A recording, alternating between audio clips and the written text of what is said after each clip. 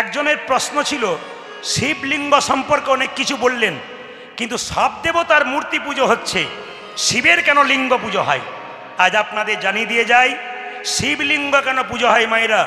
সব দেবতার তো মূর্তি পুজো হয়, শিবের মূর্তি পুজো হচ্ছে না, শিবলিঙ্গ পুজো হয় কেন? আমি কিন্তু একটু প্রসঙ্গের বাইরে যাচ্ছি না, লীলার মধ্যে থেকে তত্ত্বগুলো দিচ্ছি। এখনো বিল্লমঙ্গলের জন্ম হয় নাই, মা গেছে জল ঢালতে, দিচ্ছে, তার ফাঁকে কিন্তু তত্ত্বগুলো আপনাদের বলে নিচ্ছি। আবার সেই জায়গা থেকে আমি ঢুকবো, ওখান থেকে সরবো না। তাকান এইদিকে এইদিকে, আরে বাবা, ওখানে দাঁড়িয়ে ডিস্টার্ব দেবেন না, বসলে বসে যান, ডিস্টার্ব নয়। আমার দিকে তাকান। কি বললাম মায়েরা? শিবলিঙ্গ পুজো করা হয় কেন জেনে নিন। সতী যখন দেহত্যাগ করেছিল, বলুন তো বাবা শিব কাঁধে নিয়ে যাচ্ছিল না মাথাতে করে নিয়ে যাচ্ছিল? চলে বলুন, যে ঘুমাচ্ছে সে বলুন। এখন থেকে শুরু করেছেন। কি বললাম? কিসে নিয়ে যাচ্ছিল? কাঁধে করে নিয়ে যাচ্ছিল। ও মায়েরা, সারা পৃথিবীতে 108টা অংশ মায়ের শরীর থেকে পড়েছিল, তার মধ্যে ভারতবর্ষে 51টা জায়গাতে পড়েছিল মায়ের অংশ, এই জন্য সেগুলোকে বলা হয় 51 পীঠ। জেনে নিন, বাবা যখন মাকে নিয়ে পাগলের মতো ছুটছে, বাবার কাপড়ের দিকে নজর নাই, বাবা দিগম্বর হয়ে গেছে। দিগম্বর মানে একবারে খোলা, বাবার কোনো কাপড় নেই শরীরে, বাবা পাগল হয়ে গেছে, সতীকে নিয়ে ছুটতে ছুটতে যাচ্ছে। সেই সময় ঋষি পত্নীরা, ভালো করে শুনবেন, সেই সময় ঋষি পত্নীরা বাবার ওই নগ্ন দৃশ্য দেখতে পেলেন, দেখে মুগ্ধ হয়ে দাঁড়িয়ে গেলেন সমস্ত পত্নীগণ। ঋষিগণ দূর থেকে বললেন, ভোলানাথ তোমার একই কাণ্ড, আমাদের স্ত্রীগণ, আমাদের পত্নীগণ তোমার ওই শিবলিঙ্গের দিকে তাকিয়ে আছে, তোমার মুখের দিকে তাকিয়ে আছে, গোটা শরীর দিকে তাকিয়ে আছে, মুগ্ধ হয়ে অভিশাপ দিলাম আমরা ঋষিগণ, তোমার ওই লিঙ্গ মাটিতে খসে পড়ুক। জেনে নেবেন যারা জ্ঞানবান বুদ্ধিমান এখানে আছেন, প্রত্যেকটি তত্ত্বের মানে জেনে নেবেন। আজকে ভেঙে ফুটে বলে দেবো, আপনাদের লাইভ হচ্ছে, আপনারা ঘরে বসে শুনছেন, আগামীতে শুনতে পাবেন তত্ত্ব কথা। শুনে নিন কি বললাম, জেনে নিন। কি যখনই লিঙ্গটা খসে পড়ল, ঋষি মুনিরা চিন্তায় পড়ল লিঙ্গটাকে কি করা যায়। বলল, আজ থেকে শিবের মূর্তি পুজো হবে না, আজ থেকে শিবলিঙ্গ পুজো হবে। এই লিঙ্গটাকে স্থাপন কোথায় করা যায়, জায়গা কোথায়? মায়ের 51 পীঠের মধ্যে, শরীরের 51টা অংশের মধ্যে যোনি অংশটা পড়েছিল আসামে। আসাম নাম শুনেছেন তো? আমি প্রচুর যাই। গত বছর 45 দিন আসামের 45টা আসরে ছিলাম আমি। এবছর সময় দিতে পারি নাই, প্রায় 15টা জায়গায় আমি ছিলাম। তা আপনাদের কাছে নিবেদন রইল, যে যেখানে বসে আছেন, আসাম যদি যান তাহলে দেখতে পাবেন আপনারা সেখানে কামাখ্যা মায়ের মন্দির আছে, সেখানে মায়ের যোনিটা পড়েছিল, তার উপরে বাবার শিবলিঙ্গ প্রতিষ্ঠা করা হলো। এই যে আপনারা শিবলিঙ্গ এখানে দেখতে পাচ্ছেন, যেটা শিবলিঙ্গ, তারপর যেটা জল দিয়ে, যে জলটা অভিষেকের জলটা চলে যাচ্ছে, ওটা দুর্গার যোনি। এখানে প্রশ্ন করবেন যে যদি একা শিবলিঙ্গ পূজা করা হয়, শিবকে পূজা করা হয়, আর যদি যোনি পুজো করা হয়, তাহলে দুর্গাকেও পুজো করা হয়। শ্যাম সুন্দর কি না, যে পরিমাণ ভক্ত হয়েছে, একটু জয়টা আশা করছিলাম জোরে। শ্যাম সুন্দর কি, একই ভক্ত আছে, শব্দ বেরিয়েছে। মদন মোহন কি, শিব শঙ্কর কি, সাধুগুরু বৈষ্ণব কি, আপন আপন গুরুদেব কি, গরম লাগছে কি না? প্রমাণ হয়ে গেল যে আপনারা কত ডুবে গেছেন। আমি কি বলছি ওদিকে নজর নেই, সবেই জয় দিয়ে যাচ্ছেন। একবার বলুন রাধা রানী কি, একবার মিষ্টি সুরে বলুন আমার সঙ্গে, রাধে রাধে। বাহ, তবে বৃন্দাবন মানাবে। একবার বলুন রাধে রাধে, আর একবার প্রেম সে বলিয়ে রাধে রাধে। এইবার স্বয়ং মহাপ্রভু, যার কৃপা বলে আপনারা এখানে এসেছেন, তিনি যদি না আসতেন, আমি আপনাদের কাছে নিবেদন রাখলাম আবার, আমি জানি প্রচণ্ড চাপার মধ্যে আপনারা আছেন, প্রচণ্ড গরমের মধ্যে আছেন, কষ্টের মধ্যে কৃষ্ণ ভজন করলে তার লাভ হয়। তা কষ্টের মধ্যে কে কে কৃষ্ণ ভজন করতে পারে, এটা আমি দেখতে পাই আর না পাই, স্বয়ং ভগবান কিন্তু দেখতে পাচ্ছেন। এই জন্য কীর্তনের আসরে কেউ যদি গল্প করে, উনি যেটা নেবার জন্য এসেছিলেন সেটা নিতে পারবেন না, উল্টো নিয়ে যাবেন। তার মানে কি, হরিনাম শুনলে পুণ্য হয়, কিন্তু যদি কেউ গল্প করে তাহলে পুণ্যের বদলে উনি পাপ নিয়ে বাড়ি যান। এই জন্য আপনাদের কাছে নিবেদন রইল, আপন আপন পুণ্য সঞ্চয় করার জন্যে কে কোথায় গল্প করছে ওদিকে তাকাবেন না, নিজে শান্ত হন, দেখবেন আরও সুন্দর পরিস্থিতি পরিবেশ তৈরি হবে। স্বয়ং মহাপ্রভু যিনি কলিযুগের ভগবান, তিনি যদি না আসতেন তাহলে আপনাদের মতো এই সুন্দর সুন্দর হরিসভাগুলো তৈরি হতো না। অন্যান্য ধর্মের মানুষের স্কুল আছে যেখানে ধর্মীয় শিক্ষা দেওয়া হয়, কিন্তু হিন্দু সনাতন ধর্মের কোনো স্কুল নাই। তাই মহাপ্রভু তৈরি করলেন এরকম হরিবাসর, যেখানে আমাদের মতো কীর্তনিয়ারা আসবেন, আপনাদের মতো ভক্তগণ আসবেন, দুটো কৃষ্ণ কথা আস্বাদন হবে, হরিকথা আস্বাদন হবে, আপনি আপনার জীবনের পথটাকে সুন্দর করে তুলবেন। এই জন্য মহাপ্রভু একাই আসেনি, নিত্যানন্দ, অদ্বৈত, শ্রীবাস, গদাধরকে সঙ্গে নিয়ে তিনি এসেছিলেন। প্রত্যেকটি জীবের দ্বারে তিনি হরিনাম দিয়েছিলেন। মায়েরা নিতাই চাঁদকে ডেকে বলল, দাদা এ অধম জীবকে তোমাকে হরিনাম দিতে হবে। বলে কেন? ক মানে কাম, লি মানে লিপ্ত, এরা হলো কলিযুগের মানুষ। ক মানে কাম, লি মানে লিপ্ত, এরা কামে লিপ্ত, নামে লিপ্ত নয়। এদেরকে উদ্ধার করতে গেলে দাদা তোমার প্রয়োজন আছে। নিতাই চাঁদ বলল, ভাই আমি কি করব? বলছে তুমি প্রথমে জীবের দ্বারে দ্বারে হরিনাম দেবে। বলে কিভাবে দেব ভাই? মহাপ্রভু বললেন, দাদা নয়নে দেখিবে যারে কৃষ্ণ নামে দেবে, দাদা নয়নে দেখিবে যারে কৃষ্ণ নামে দেবে তারে। নয়নে দেখিবে যারে কৃষ্ণ নামে দেবে তারে, নয়নে দেখিবে যারে কৃষ্ণ নামে দেবে তারে, নয়নে দেখিবে যারে কৃষ্ণ নামে দেবে তারে, নয়নে দেখিবে যারে কৃষ্ণ নামে দেবে তারে। সাবধান যেন জাতির বিচার করো না দাদা, জাতির বিচার করো না দাদা, জাতির বিচার করো না দাদা, যারে দেখিবে নামে দেবে জাতির বিচার করো না দাদা, যারে দেখিবে নামে দেবে জাতির বিচার করো না দাদা, যারে দেখিবে নামে দেবে জাতির বিচার করো না দাদা। যারে দেখিবে নামে দেবে জাতির বিচার করো না। আচ্ছা, এখানে হরিসভা তৈরি হয়েছে মায়েরা। কোথাও ড্যান্স হাঙ্গামা ফাংশন হলে কমিটির ভাইয়েরা মাঝখানে একটা বাঁশের বেড়া দিত। কেন? একদিকে নারী একদিকে পুরুষ। কিন্তু হরিনাম হচ্ছে এখানে প্রেমের জায়গা, কামের জায়গা নয়। এখানে নারী পুরুষ একসঙ্গে বসতে পেরেছেন। আজকে সেটা কে করেছে? একমাত্র মহাপ্রভু করেছে। তাই নিতাই চাঁদ বলল, যাকে চোখে দেখবো তাকে হরিনাম দেবো, যদি না নেয় তখন কি করব? দাদা যদি না নেয় প্রথমে ধরিবে হাতে, যদি না চাই নাম নিতে, দাদা প্রথমে ধরিবে হাতে, যদি না চাই নাম নিতে, প্রথমে ধরিবে হাতে, যদি না চাই নাম নিতে। তাই গৌর হরি বল।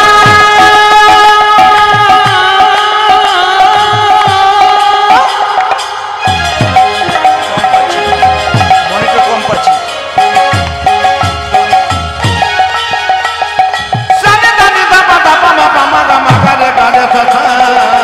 প্রথমে ধরিবে হাতে, যদি না চাই নাম নিতে, প্রথমে ধরিবে হাতে, যদি না চাই নাম নিতে। দাদা প্রথমে ধরিবে হাতে, যদি না চাই নাম নিতে। দাদা এই যে হাতে ধরে বলবে হরি, দাদা হাতে ধরে বলবে হরি, হাতে ধরে বলবে হরি, হাতে ধরে বলবে হরি, বলাবে হরি বলবে হরি, হাতে ধরে বলবে হরি। দাদা বলাবে হরি বলবে হরি, হাতে ধরে বলবে। ও যে বলাবে হরি বলবে হরি, হাতে ধরে বলবে দাদা হরি। বলবে হরি বলবে হরি, হাতে ধরে বলবে বেশ, হরি। মেনে নিলাম, চোখে দেখবো হরিনাম নেব, যদি না নেয় হাতে ধরবো।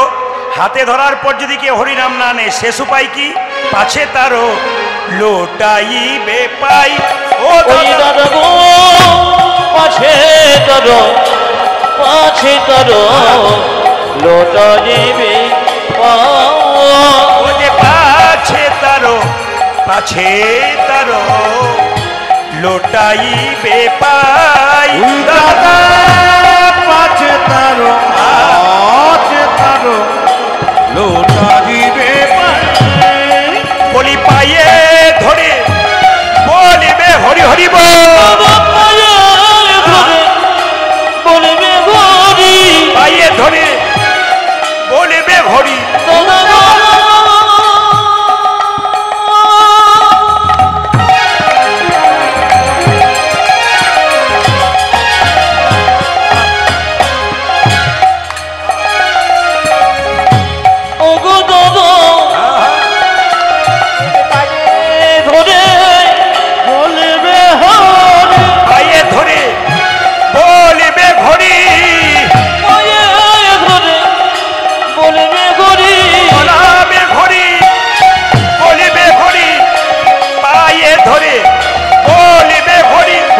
তুই বলাবে কবি বলবি বলি মায়ে হরি বলবে হরি বলাবে কবি বলবে বলি মায়ে হরি বলবে হরি বলাবে কবি বলবে বলি মায়ে হরি বলবে হরি বলবে বলি আজ আছে তারো আছে তারো নিতাই। জীবী বেশ বেশ বেশ। আচ্ছা, মহাপ্রভুর ছবি দেখেছেন? জোরে বলুন হা না না। আচ্ছা, ছবিতে হাত নিচের দিকে থাকে না ওপর দিকে থাকে? একবার দেখানো যাবে? বেশ বেশ বেশ, এবার নামান আস্তে। আচ্ছা, মহাপ্রভু হাতটা তুলে আছে, আপনারা কেউ আর কাউকে ডাকবেন না, এই যে আর কাউকে ডেকে ভিড় বাড়াবেন না, ও এলে আরও অশান্তি হবে। যা হয়েছে ওর মধ্যেই থাক। হরে কৃষ্ণ। এই দিয়ে তাকান, যে যেখানে বসে আছেন আপনাদের কাছে নিবেদন রইল, আমি কমিটিকে আগেই বলেছি, আমাদের কীর্তন যেখানে হয় একটা ফুটবল গ্রাউন্ডে হয়, শান্তিতে মানুষ দেখতে পায়, প্রচুর ভিড় হয়, কিন্তু এই সামান্য জায়গার মধ্যে মন্দির, এখানে জায়গা খুব একটা নেই। কমিটি এই সুন্দর ব্যবস্থা করেছেন, এটা দিয়ে হচ্ছে। শুধু আপনাদের কাছে একটা নিবেদন রইল, বিল্লমঙ্গল যখন 20 বছর বয়স হলো, কতগুলো অসৎ ছেলের সঙ্গে মেলামেশা করে কৃষ্ণবেন্না নদীর ওই পারে গেল। চিন্তামণির বয়স তখন 16, বিল্লমঙ্গলের 20। যখনই চিন্তাকে দেখলো বিল্লমঙ্গল, দুজনেই দেখতে সুন্দর, বিল্লমঙ্গল দেখার সঙ্গে চোখাচোখি হতে হতে দুজনের প্রেম হয়ে গেল। নদী পারে একই পতিতা নাম চিন্তামণি। হরি বল। আজ নদীর পরে একই পতিতা নাম চিন্তামণি। নদী পারে একই পতিতা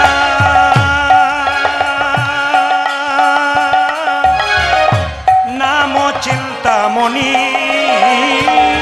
আজ নদী পারে এক পতিতা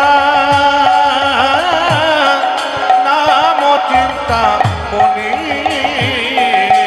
তাহাতে আসক্ত ব্রাহ্মণ দিবস রজনী। আজ দহতে আগে সত দেব সরজনে। তাহাতে আসক্ত ব্রাহ্মণ দিবস রজনী। ও যাজ তাহাতে এক শব্দ ব্রহ্ম দিবস রজনে। চিন্তামণি চিন্তামণি প্রাণের চিন্তামণি গো। আমার চিন্তামনে চিন্তামনে প্রাণে চিন্তামনে। তুমি ছাড়া এ জগতে কেহ নাই আপনি। ও যাজ তুমি ছাড়া যে জগতে কেহ নাই আপনে। ও যে তুমি ছাড়া এ জগতে কেহ নাই আপনি। তুমি ছাড়া যে জগতে কেহ নয় বনি। আমার প্রাণের চিন্তামণি, আমার প্রাণে চিন্তামনে। আমার প্রাণের চিন্তামণি। আমার প্রাণে চিন্তা এই যে যারা হাসছেন তো একজন, গল্প করতে করতে তাদেরকে বলি, বিল্লমঙ্গলের বয়স কত হলো এখন? জোরে বলুন। 20। চিন্তার বয়স কত হলো? জোরে বলুন। 16। দুজনের মধ্যে প্রেম হয়ে গেল। কিছু মনে করবেন না। ছেলে যদি খারাপ কাজ করে, বাবা বাড়িতে থাকলে নালিশ কিন্তু বাবার কাছে আগে যায়, বাবা না থাকলে কার কাছে যায়? মায়ের কাছে যায়। বিল্লমঙ্গলের মা মরে গেছে, বিল্লমঙ্গলের বাবাকে একজন বলছে, শিবশঙ্কর, ব্রাহ্মণ কুলে জন্ম করেছ, ছেলের দিকে নজর দিয়েছ, ওকে পুজো পাঠ শেখালে না, ও পতিতালয়ে যায়, পতিতা মেয়ের সঙ্গে সঙ্গ করেছে।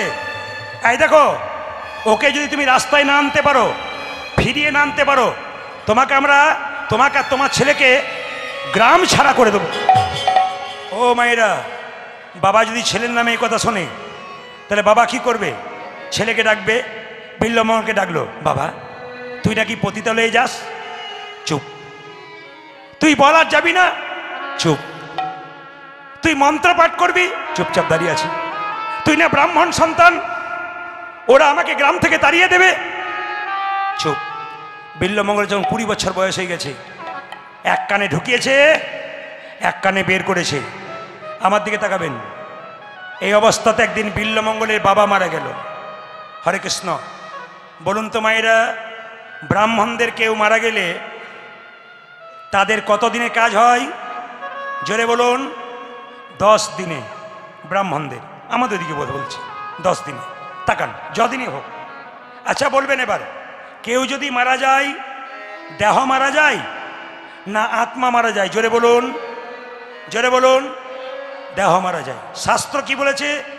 বাসাংসি জিন্নানি যথা বিহায় নবানি ঘিন্নাতি নরহ পরাণী তথা শরীরানি বিহায় জিন্নান্নানি সংজাতি নবানি দেহি। আমি সংস্কৃত কথা বললাম, বুঝতে পারলাম না? পরিষ্কার করে বলি, যে কাপড় জামা আমি পরেছি, যে কাপড়গুলো আপনারা পরেছেন, ওটা যখন জীর্ণ হয়ে যাবে, ওটা পাল্টে নতুন কাপড় পরবেন। এর থেকে প্রমাণ কি? আমার জীর্ণ দেহ থেকে আমার আত্মা বেরিয়ে নতুন দেহে যাবে। প্রশ্ন করবেন, প্রদীপবাবু যেদিন মারা যাবে তার আত্মা কোথায় যাবে? আপনারা এতজন কীর্তন শুনছেন, আপনারা যেদিন মারা যাবে আপনার আত্মা কোথায় যাবে? পরিষ্কার করে জেনে নিন। মানুষ কুলে জন্ম নিয়ে যে যেমন কর্ম করবে তার সেরকম জন্ম হবে। আজকে বাসন্তীতে ওই পাড়াতে একটা ছেলে জন্ম নিল, এই পাড়াতে একটা ছেলে জন্ম নিল। তাকাবেন আমার দিকে। ওই পাড়ার ছেলেটা বড় লোকের বাড়িতে সোনার চামচ মুখে নিয়ে জন্ম নিল, এই পাড়ার ছেলেটা গরিবের বাড়িতে জন্ম নিল, মায়ের বুকে দুধ পাচ্ছে না। বলুন তো, ছেলেগুলো কি কর্ম করেছিল? একজন রাজার ঘরে, একজন ভিখারির ঘরে। পূর্বজন্মের, এইদিকে এইদিকে এইদিকে, পূর্বজন্মের কর্ম ফল। আপনি মানুষকুলে জন্ম নিয়ে যদি পশুর মতো কর্ম করবেন, পশুকুলে জন্ম হবে। আপনি মানুষকুলে জন্ম নিয়ে মানুষের মতো কর্ম করুন, পরের জন্মে মানুষ হবেন। মানুষকুলে জন্ম নিয়ে আপনি মহাপুরুষের মতো কর্ম করুন, আপনার জন্ম হবে না, গোবিন্দচরণ প্রাপ্ত হবে। প্রশ্ন করবেন কেন? যে ধানকে সেদ্ধ করে মাটিতে ছড়ানো হয় তার যেমন দ্বিতীয় গাছ হয় না, যে দেহ হরিনামে সিদ্ধ হয়ে যায় তার দ্বিতীয় জন্ম হয় না, তার গোবিন্দের চরণে প্রাপ্ত হয়ে যায়। বেশ, এইবার আপনাদের জানিয়ে দিই, মানুষ মরে গেলে স্বর্গে গেল না নরকে গেল আপনার দেখলেই বুঝবেন। ও মায়েরা, আজকে বলে দিই, ডাক্তার পঞ্চানন ভট্টাচার্যের একটা বই আছে জগত আমি, পড়ে দেখবেন, পরিষ্কার লেখা আছে মানুষ মরে গেলে স্বর্গে যাচ্ছে নরকে যাচ্ছে দেখলে বুঝবেন। আপনাদের বাসন্তীতে কেউ মারা গেল, আপনি দেখতে গেলেন, দেখে গিয়ে দেখলেন মুখটা ভয়ঙ্কর বিভৎস হয়ে গেছে। আপনি কি ভাববেন? লোকটা মরে গেছে, আমার 5 দিন ঘুম হলো না দিদি, মুখটা ভয়ঙ্কর হয়ে গেছে। উনি যাচ্ছেন নরকে। আপনার মৃত্যুর পর যদি আপনি মনে হচ্ছে ঘুমাচ্ছে, লোকে বলবে আগো মেয়েটি মরে গেছে, লোকটি মরে গেছে, যেন ঘুমাচ্ছে। উনি যাচ্ছেন স্বর্গে। জন্ম হোক যথাতথা, কর্ম হোক ভালো। জন্ম যেখানেই নেন না কেন, কর্ম যদি ভালো হয়, মৃত্যুর সময় দেখে নেবেন যারা ভালো ভালো কর্ম করেছে, তাকিয়ে দেখে নেবেন মৃত্যুর সময় মুখটা মনে হবে ঘুমাচ্ছে। আর যারা খারাপ কর্ম করেছে, বদমাইশি করেছে, দুষ্টুমি করেছে, ধর্মকে নিয়ে মারামারি করেছে, অন্যায় করেছে, বিভেদ করেছে, শত্রুতা করেছে, ওদের মৃত্যুর সময় মুখটা তাকিয়ে দেখে নেবেন, মিলিয়ে দেখে নেবেন। ডাক্তার পঞ্চানন ভট্টাচার্য বলছে মুখটা বিকৃত বিভৎস হয়ে যাবে। আর একটা জিনিস দেখলে বুঝবেন উনি স্বর্গে গেলেন না নরকে গেলেন। বাসন্তীতে কেউ মারা গেল, বলো হরি হরি বল বলে শ্মশান ঘাটে নিয়ে গেল, লোকে বলে লোকটা খুব কৃষ্ণ ভক্ত ছিল গো, মেয়েটা খুব কৃষ্ণ ভক্ত ছিল। জানবেন ইনি যাচ্ছেন স্বর্গে, দশচক্রে ভগবান। আর যদি কেউ বলে এ বেটা খুব দুষ্ট ছিল, এ বেটা খালি শয়তানি করে বেরিয়েছে, এখানটা জ্বালিয়ে দিয়েছে বেটা, জানবেন ইনি যাচ্ছেন নরকে। সাবধান থাকবেন শাস্ত্রের কথা অনুযায়ী। কর্ম খারাপ করবেন, জায়গা আপনার খারাপ জায়গায় হবে। কর্ম ভালো করবেন, জায়গা ভালো জায়গায় হবে। ভাগবত বলল, শ্রীমদ্ ভাগবত, আমাদের শরীরে 9টা ছিদ্র দিয়ে প্রাণ বেরোয়। গুনে নিন, 2টো চোখ, 2 2টো কান, 4 গুনবেন আপনারা, 2টো নাকের ছিদ্র, 6 একটা মুখের ছিদ্র, 7 নিচের দিকে 2টো পায়ু উপস্থ, পায়খানা প্রস্রাব। বলছে আমাদের এই 7টা ছিদ্র দিয়ে প্রাণ গেলে ভাগবত বলল আপনি স্বর্গে গেলেন, আজ নিচের 2টো ছিদ্র দিয়ে প্রাণ যায়, পায়খানা প্রস্রাব মৃত্যুর সময় করে, জানবেন ইনি যাচ্ছেন নরকে। জেনে নিন, মৃত্যুর সময় কোনো ব্যক্তি যদি পায়খানা প্রস্রাব করে দেয়, শাস্ত্র বলল ইনি নিম্নগামী হলেন, নিচের দিকে গেলেন। আর যদি দেখবেন চোখ দিয়ে প্রাণ বেরোয়, কি করে বুঝবেন? তাকিয়ে তাকিয়ে মরে। চোখ দিয়ে প্রাণ গেল, হা করে মরে। মুখ দিয়ে প্রাণ গেল, দেখবেন কানের ফুটোগুলো মোটা হয়ে যায় খসখসে, এইদিকে প্রাণ গেল। নাকের ফুটো মোটা হয়ে যায় খসখসে, ওইদিকে প্রাণ গেল। মায়েরা, বিল্লমঙ্গলের বাবা মারা গেছে, ওই অবস্থায় প্রত্যেক দিন চিন্তামণির কাছে যাই। চিন্তামণি কত ভালো মেয়ে দেখুন, এইরকম মেয়ে নয়। ঠাকুর ঠাকুর কি হলো? তোমার বাবা মরে গেছে না? হ্যাঁ মরেছে, তাতে কি হয়েছে? এসেছো কেন? তোমায় না দেখে থাকতে পারি না। চুপ করো, তুমি না ব্রাহ্মণের ছেলে, অসুচ পালন করছে এই অবস্থায় পতিতালয়ে আসছো? লোকে তোমাকে বলবে কি? আমি তো পতিতালয়ে থাকি, তোমাকে কলঙ্ক দেবে আমার নামে, তখন তোমার কি হবে? চিন্তা। ছোটবেলায় আমার মা মারা গেল, এখন আমার বাবা মারা গেল, এখন পৃথিবীতে তুমি ছাড়া আমার কেউ নাই। তুমি আমার ধ্যান, তুমি আমার জ্ঞান, তুমি আমার সব। ঠাকুর, ওগো ঠাকুর, সত্যি যদি তুমি আমায় ভালোবেসেছ। চিন্তামণি বলল, ঠাকুর আমার মাথায় হাত দিয়ে কথা দাও। কি? কালকে তোমার বাবার শ্রাদ্ধের দিন, তুমি প্রতিদিন এসছো, আমি বাধা দেব না। আমার মাথায় হাত দিয়ে কথা দাও, কাল তুমি আমার কাছে আসবে না। কথা দিলাম। কতটা কথা রাখতে পারবো না জানি না, তবে যদি এসে পড়ি। চিন্তামণি বলল, যদি তুমি কালকে এসেছো, চিন্তাকে তুমি হারাবে, আমি বিষ খেয়ে মৃত্যুবরণ করবো। না চিন্তা, তুমি মরো না। তুমি মরে গেলে আমার পৃথিবীতে কেউ হবে থাকবে না। চিন্তা, তুমি মরো না। চিন্তামণি যেই না বলেছে আমি বিষ খেয়ে মরবো, বিল্লমঙ্গল চিন্তার হাত তুলে ধরে বলল, তুমি চিন্তামণি প্রেমের রমণী, তুমি চিন্তামণি প্রেমের রমণী, তুমি চিন্তামণি প্রেমের রমণী, তুমি চিন্তামণি প্রেমের রমণী, তুমি হও পিতৃ মাতৃ। তুমি চিন্তামণি প্রেমের রমণী, তুমি হও পিতৃ মাতৃ। সন্ধ্যা যাজন তোমারি ভোজন, তোমারি ভোজন, সন্ধ্যা যাজন তোমারি ভোজন, তোমারি ভোজন। তুমি বেদ মাতা গায়ত্রী, তোমারি ভোজন, তুমি বেদ মাতা গায়ত্রী। বলি তুমি ছাড়া আর কেউ নাই আমার, তুমি ছাড়া, যে তুমি ছাড়া আর কেউ নাই আমার, তুমি ছাড়া কেউ নয়, যে তুমি আমার পিতৃ মাতৃ, তুমি ছাড়া আর কেউ নাই আমার, তুমি আমার পিতৃ মাতৃ, তুমি ছাড়া কেউ আমার পিতৃ মাতৃ, তুমি ছাড়া কেউ নয়, তুমি ছাড়া কেউ নয়, তুমি ছাড়া আর কেহ নাই আমার, তুমি বেদ মাতা গায়ত্রী। সবাই তাকাবেন, একবার জোরে বলুন রাধে রাধে, একটু জোরে বলবেন রাধে রাধে। অনেকে থামের আড়ালে আছে, দেখতে পাচ্ছে না, যারা আড়ালে আছেন তারা বলুন রাধে রাধে। হ্যাঁ, গেটের ফাঁকে অনেক মায়েরা, অনেক দাদারা দাঁড়িয়ে আছেন, আপন আপন ভক্ত, আপন আপন ভক্তি নিজের নিজের। আমি রাধে রাধে বলছি, কেউ দিচ্ছে না দিচ্ছে তাকাচ্ছে না, ভক্তি যার যার, নিজের নিজের ভক্তি সবাই দিচ্ছে দূরে দূরে। বলুন রাধে রাধে। বাহ বাহ, রাধারানী কৃপা আপনাদের হবে। একটা কথা বলে যাই, বিল্লমঙ্গলে বাবা মারা গেল, অসচ অবস্থায় চিন্তাকে কথা দিল কালকে আসবো না। মায়েরা তাকাবেন, সবাই মাথায় কাপড়টা নিন একটু, বিল্লমঙ্গলে বাবার শ্রাদ্ধ, সবাই মাথায় কাপড়টা নিন। তবে কিছু মনে করবেন না, আসতে এই যে এই সামনে যা চলছে না, এইদিকে মায়েরা তাকান।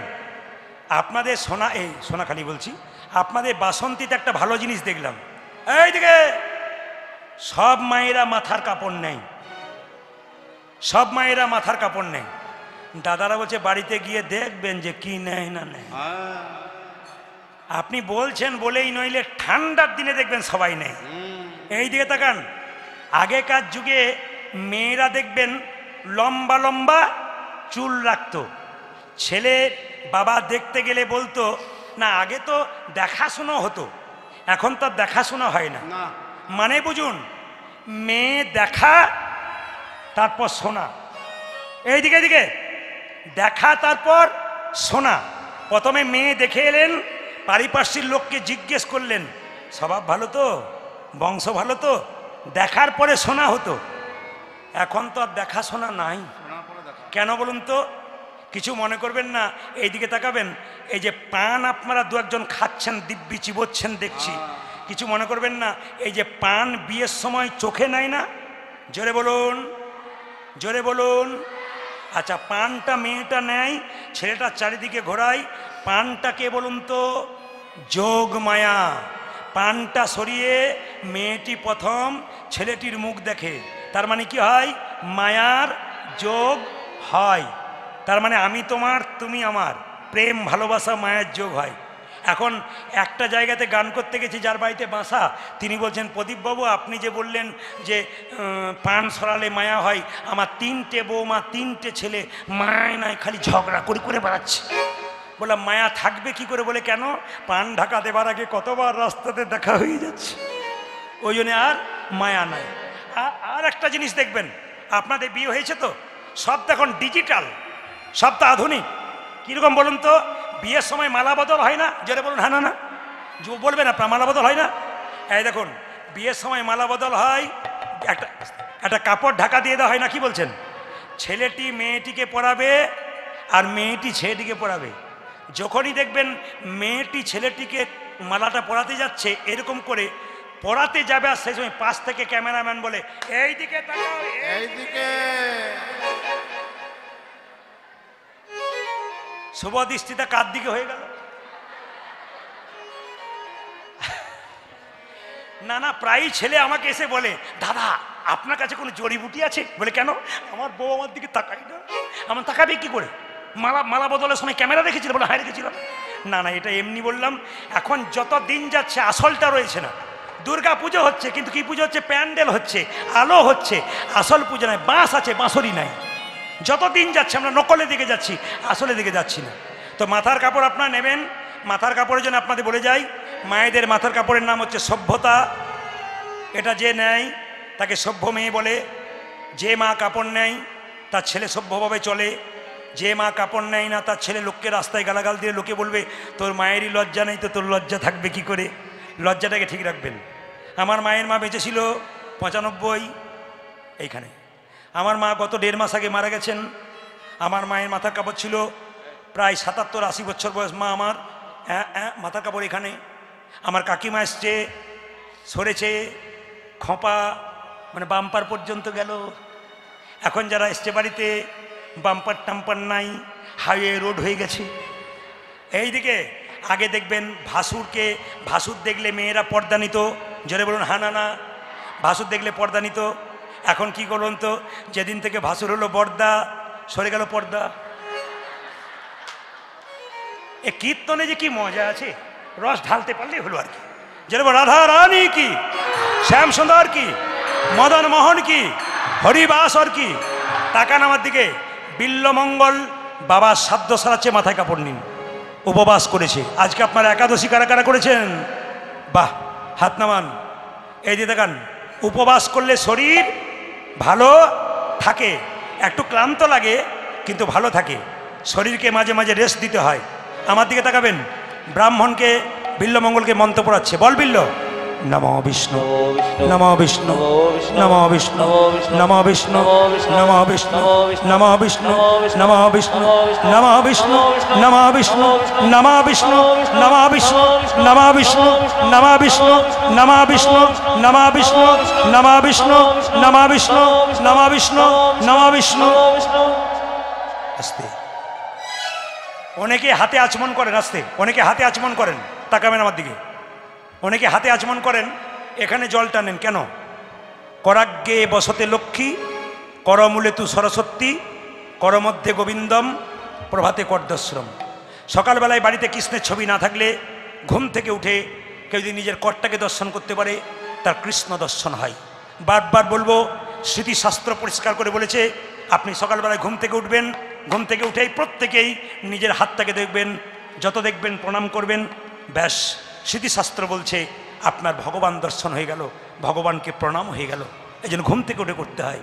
ব্রাহ্মণকে বলছে, বিল্লমঙ্গল ব্রাহ্মণ, তার পুরোহিত বলছে, বল নমঃ বিষ্ণু, নমঃ বিষ্ণু, নমঃ বিষ্ণু, নমঃ বিষ্ণু, নমঃ বিষ্ণু, নমঃ বিষ্ণু, নমঃ বিষ্ণু, নমঃ বিষ্ণু, নমঃ বিষ্ণু, নমঃ বিষ্ণু, নমঃ বিষ্ণু, নমঃ বিষ্ণু। নমো বিষ্ণু।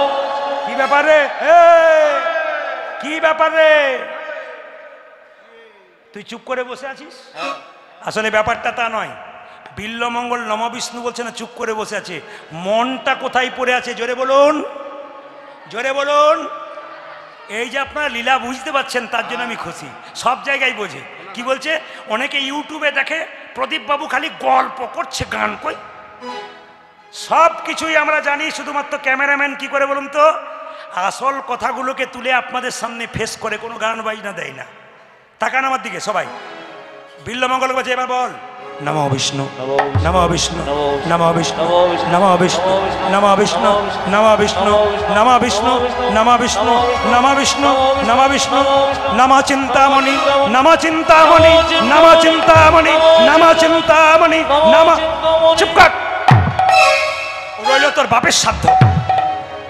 আমি চিন্তার কথা বলছি নাকি? আমি বিষ্ণুর কথা বলছি, তুই চিন্তার কথা বলছিস? এই দেখ, রইল তোর বাপের সাধ্য, আমি চললাম। মায়েরা, বিল্লমঙ্গল উপবাস ছিল, একদিন চিন্তার কাছে যায় নাই। ভালোবাসা কোন জায়গায় পৌঁছাছে মনে হচ্ছে 1 মাস যায় নাই। রাত্রি 12টার সময় ঘুম ভেঙে গেছে, মনে মনে ভাবছে, চিন্তা আজকে তুমি যেতে বারণ করেছো, প্রচন্ড বৃষ্টি, বজ্রপাত, সোনাখালী আর বাসন্তীর মাঝে নদী, কৃষ্ণবেন্না নদীটা ওই রকম। চিন্তামণি ওই পারে, বিল্লমঙ্গল ওই পারে, প্রচুর বৃষ্টি, নদীতে সারাত্রি জল। বিল্লমঙ্গল ঘর থেকে উঠে বলল, চিন্তা, চিন্তা, চিন্তা, চিন্তা, চিন্তা। বৃষ্টি বাদল মাথায় নিয়ে নদীর এই কিনারায় দাঁড়ালো। চিন্তার জন্য বিল্লমঙ্গল মনে মনে ভাবলো, চিন্তা, নদীতে এত জল, আমি যাব কি করে? তুমি একটা নৌকা বাড়াতে পারতে তো। নৌকা নাই, নৌকা বাঁধা মাঝি নাই। বিল্লমঙ্গল মনে মনে ভাবলো, আজকে সারা পৃথিবীর মানুষকে আমি দেখাতে চাই, চিন্তা, আমি তোমায় কত ভালোবাসি। আমার দেহটাকে নৌকা করে আমি নদীতে ঝাঁপ দেব, দেখি আমি তোমার জন্য কতখানি ভালোবাসা দিতে পারি। পৃথিবীর মানুষ দেখলো। সবাই তাকান, বিল্লমঙ্গল নদীতে ঝাঁপ দেবে, যেন পার হয়ে যায়। আপনারা উলুদ ধরে দেবেন, পারে কর হে।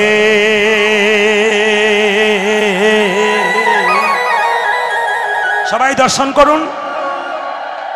এই সোনাখালী আর বাসন্তীর মাঝে যে নদী, তার চাইতে বড় কৃষ্ণবেন্না নদী। পাগলের মতো জল উতল পাতল করছে। বিল্লমঙ্গল নিজের দেহটাকে নৌকা করে জলে ঝাঁপ দিল চিন্তার কাছে যাবার জন্য। পারে কর হে,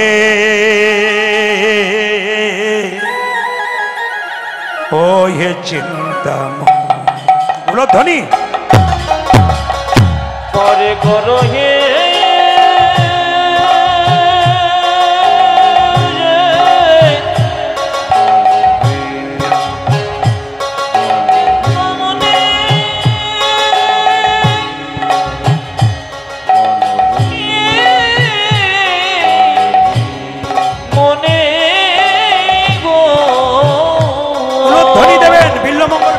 নদী। আমায়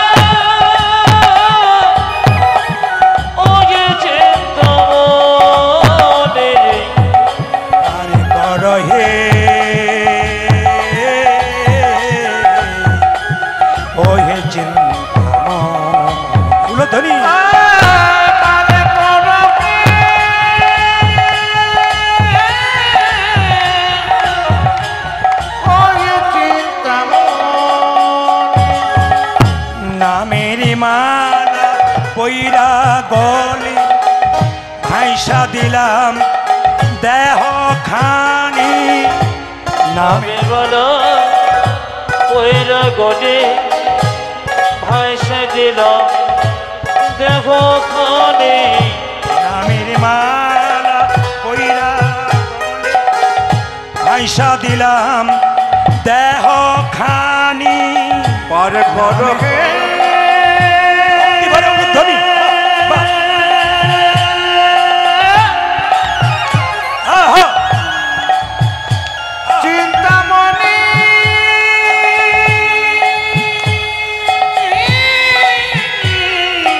মনি গো ভক্তি ভরে উলুধ্বনি দিন আপনার সংসারে ভব পার হয়ে যাবেন প্রেম সে বাহ আজ আমায় তুমি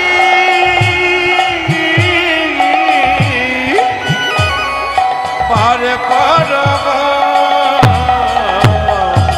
আজ নামের মালা ওইরা গলে পয়সা দিও এখানে পার কর হে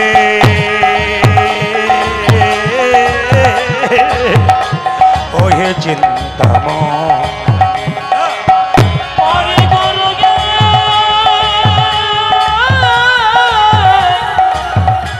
ওগে চিন্তমনে আজ পার আমি কর। চিন্তামণি ওহে চিন্তামণি মায়েরা তাকাবেন নদীতে একটা কালো কাঠকে ধরে বিল্লমঙ্গল পেরিয়ে গেল নদী পার হয়ে গেল তাকাবেন আমার দিকে কালো কাঠটা ধরে যখন চলে গেল চিন্তামণির দরজায় গিয়ে চিৎকার করে বলছে চিন্তা তুমি আমার যে একটা কালো কাঠ পাঠিয়ে দিলে নদীতে একটা দড়ি ঝোলাতে পারলে না অন্ধকারের মধ্যে হঠাৎ দেখলো প্রাচীরের গর্তে এক সর্পমুখ দিয়া সর্বমুখ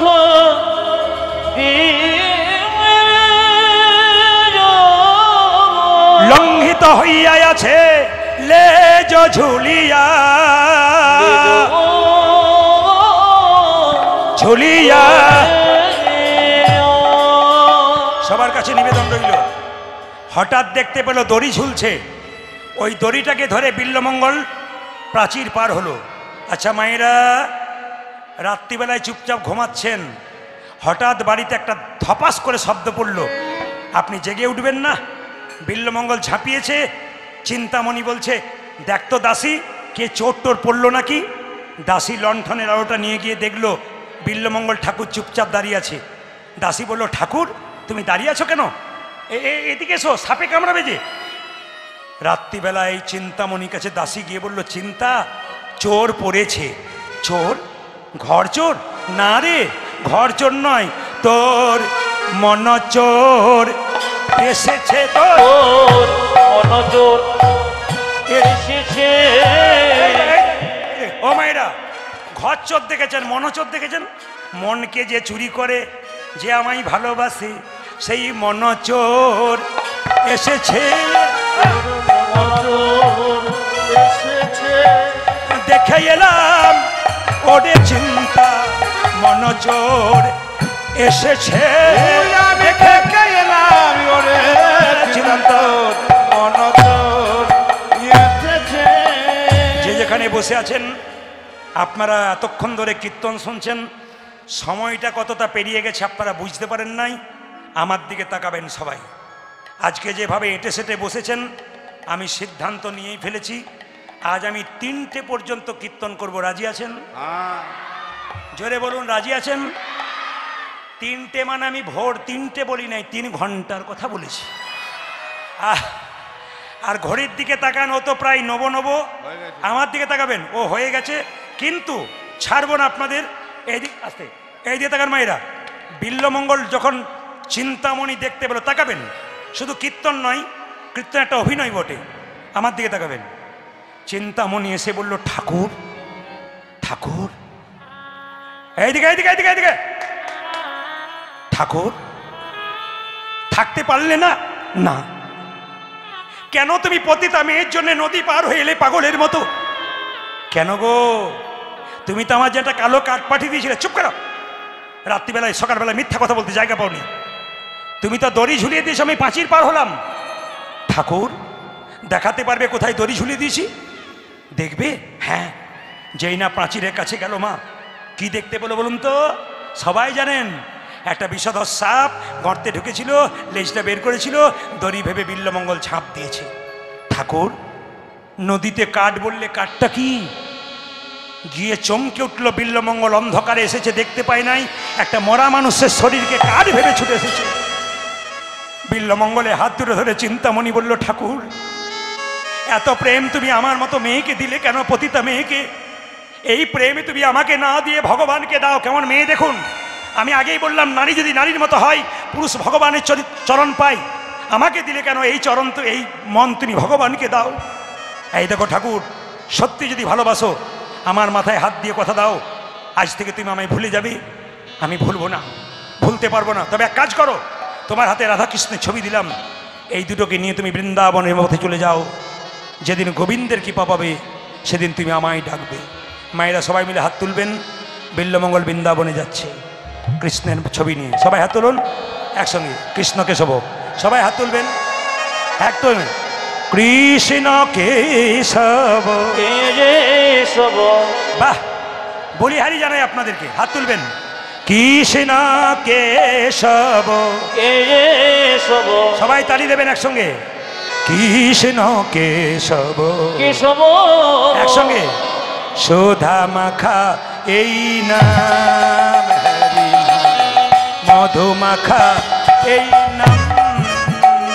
আলি হরে কৃষ্ণ কেশব কৃষ্ণ মাধব সুধম ভজেন হরি মধুমগ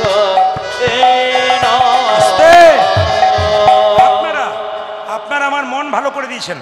গত রাত্রি থেকে আমার মেয়ে একটু অসুস্থ ছিল, এখনো পর্যন্ত ডাক্তারখানায় গেছে। কিন্তু কথা হচ্ছে কি, আমি ওই চিন্তাতে একটু ভিজে গিয়েছিলাম, কিন্তু আপনাদেরকে দেখে আমার সব চিন্তা চলে গেছে। হাত তুলে। কৃষ্ণ কেশব কৃষ্ণ কেশব সুধা মাখা এই নাম, হরি নাম মধু মাখা এই নাম। নাম নাম ধরি। আজ কৃষ্ণ কেশব কৃষ্ণ কেশব সুধা মাখা এই নাম, হরি নাম মধু মাখা এই নাম। এই নাম জপ বলো আপনারি, নাম জপ হলো জপন রে। এই নাম জপ বলো আপনারি। জয় হরি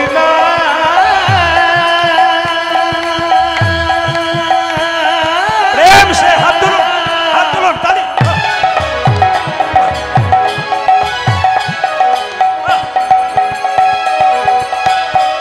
বাহ, একসঙ্গে একসঙ্গে। জয় মধু মাখা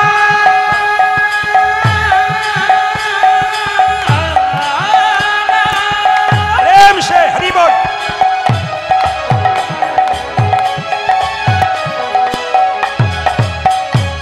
জয় সুধা মাখা এই হরি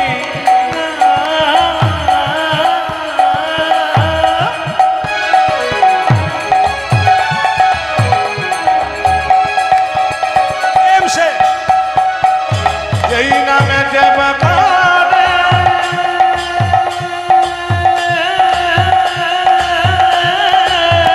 হরি বল।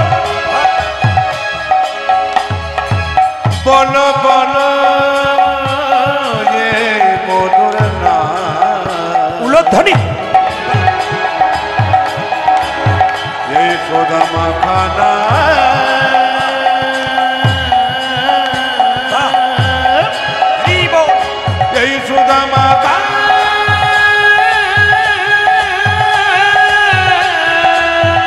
আহা, হরি নাম। এই নাম জপ বলো আপনারে। দূরে যাবে তৃষা প্রেম পারাবার, এই নাম জপ বলো আপনারে।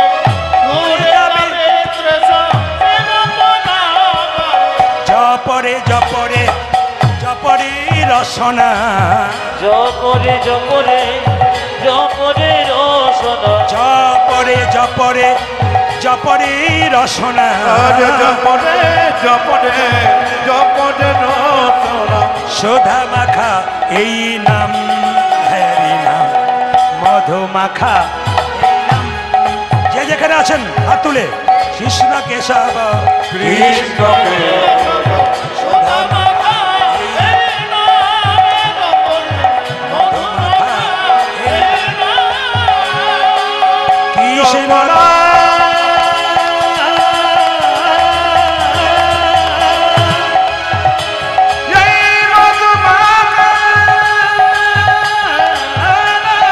উলধ্বনি উলধ্বনি